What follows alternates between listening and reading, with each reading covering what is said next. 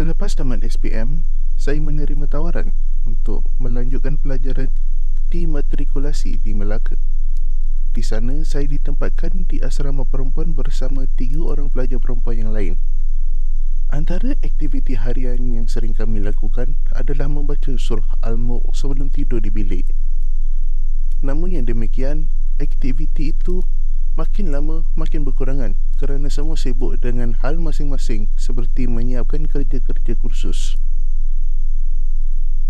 Satu malam, sedang saya sibuk overnight menyiapkan kerja kursus, saya berasa senak di perut.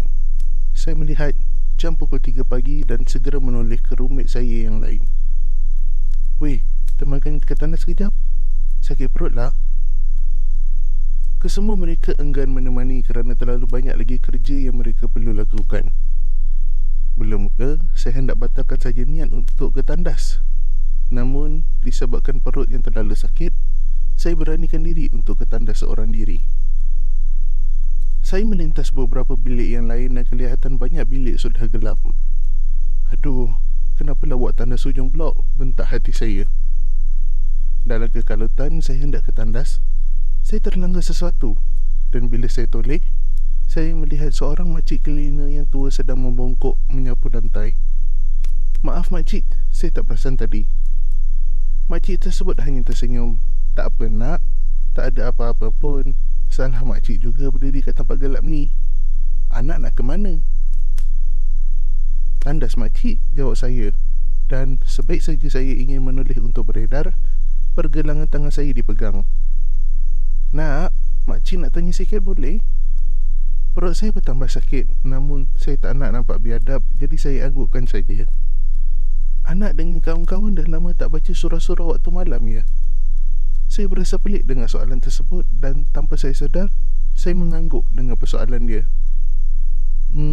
Patutlah," jawab makcik tu. Patut apa makcik?" Makcik tersebut hanya senyum sambil melepaskan tangan saya. Dia menoleh dan sebelum beredar, dia bercakap, "Patutlah kita orang dah boleh ramai dekat sini." Saya tidak dapat berfikir apa-apa sebab perut bertambah memulas. Jadi, saya bergegas ke tandas. Di dalam kubikel, jawapan makcik tadi masih terngiang-ngiang di kepala saya. Semasa saya sedang membasuh tangan di sinki, saya seperti terlihat akan sesuatu melintas di belakang. Saya segera menoleh, namun tiada apa-apa pun ataupun sesiapa di dalam tandas kecuali saya. "Rasaan je kot," ketus hati saya. Saya segera mengeringkan tangan sambil keluar. Tapi sebaik sahaja berjalan, saya terlihat makcik cleaner tadi berdiri di lapangan berhadapan blok saya.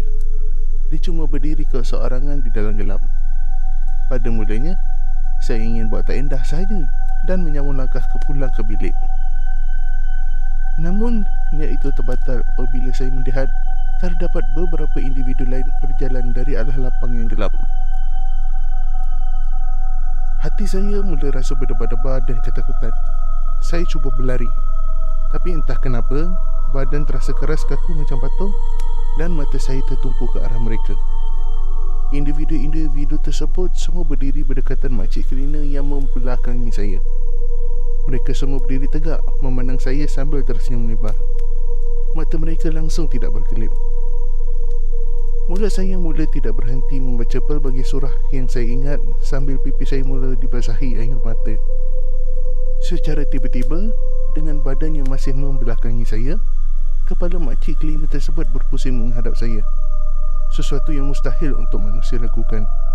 Matanya merah seperti gagah dan mulutnya lebar tersengih. "Terima kasih ya nak, tinggalkan baca Quran. Senang kami nak masuk sini," katanya sambil ketawa. Entah kenapa badan saya yang kaku dari tadi kini boleh bergerak. Saya terus berlari laju ke bilik dan segera bersembunyi di bawah selimut. Roommate yang lain terkejut melihat kelakuan saya dan segera menyoal. Dengan suara yang terketa-keta, saya beritahu apa yang berlaku. Kami semua berpandangan dan masing-masing segera mengambil Al-Quran atau membuka aplikasi Al-Quran di phone dan membaca surah Al-Mulk dan beberapa surah yang lain. Mulai malam itu, sehinggalah kami tamat pengajian, Tiada satu malam pun di bilik kami tidak dialunkan dengan bacaan ayat suci tersebut.